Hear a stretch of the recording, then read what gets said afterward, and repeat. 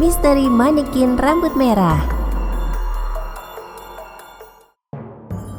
Hello everyone, welcome back to our channel Cerita Misteri. Bella masih setia menemani kalian di segmen ini loh. Karena si Chandra mendadak gak bisa datang, akhirnya cewek cute ini yang nemenin gue. Hai Erika, ketemu lagi nih. Hai Bella, hai juga guys. Semoga gak bosan ya ketemu sama Erika lagi. Ya gak bosan dong, soalnya selalu ada cerita misteri terupdate dari pengalaman penonton.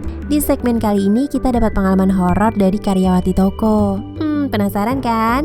Pasti ada yang gak sabar dengerin ceritanya kan? Tapi sebelumnya gue selalu ngingetin supaya kalian klik subscribe dan tekan tombol loncengnya ya guys. Thanks banget bagi kalian yang udah subscribe. Pastinya kalian akan dapat cerita horor yang lebih berbeda di segmen ini. Jadi kali ini gue sama Bella bakal ceritain pengalaman horor yang dialamin sama salah satu penonton. Seperti yang gue bahas sebelumnya, ini pengalaman seorang karyawati yang di tempat kerjanya itu ada sebuah manekin misterius. Kalau bahas manekin, jadi keinget cerita lawas dulu, judulnya Boneka Poppy. Beda kalau boneka Poppy gak serem, cantik malah.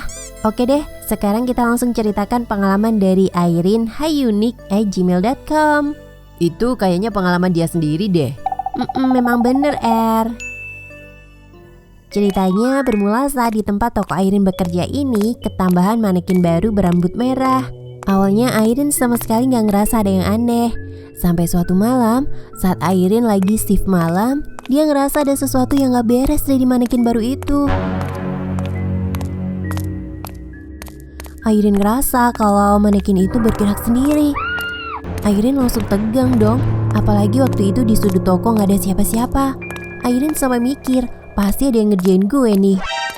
Airin sampai ngecek ke sekitarnya, ternyata sama sekali gak ada orang. Airin akhirnya mutusin kabur karena ngeri berduaan sama manekin berambut merah itu. Kalau ada yang ngerjain, pasti ada temennya yang ngumpet di sekitar situ kan? Iya, tapi ternyata gak ada sama sekali. Ngeri juga ya. Tapi sebenarnya itu belum seberapa guys, karena ada yang lebih ngeri lagi. Di malam lain, Airin ini lagi masang busana manekin rambut merah itu. Terus tiba-tiba dia ngerasain sesuatu yang aneh. Airin ngerasa kalau boneka manekin berambut merah itu punya detak jantung. Airin shock banget pas pertama dengar suara yang mirip detak jantung di dada manekin itu. Setelah kejadian dengar suara detak jantung itu, Airin juga ngerasa kalau boneka itu punya sorot mata yang lebih nyeremin dari sebelumnya. Airin bahkan sampai ngerasa pusing sampai mual setelah ngelihat mata boneka itu. Dan ternyata yang ngalamin hal ngeri itu bukan cuma Airin guys. Karena temennya Airin ternyata juga ngalamin hal yang serupa. Ternyata manekin berhantu ini juga dialamin sama temennya Airin yang bernama Tony guys. Nggak tahu kenapa setiap Tony pasang lampu di atas manekin, lampunya sering bermasalah. Kedap-kedip gitulah. Padahal dia udah mengganti lampunya bahkan berkali-kali. Yang lebih ngeri lagi, pas Tony ini mau pergi ninggalin ruangan, dia nyadar kalau manekinnya itu udah ganti pose.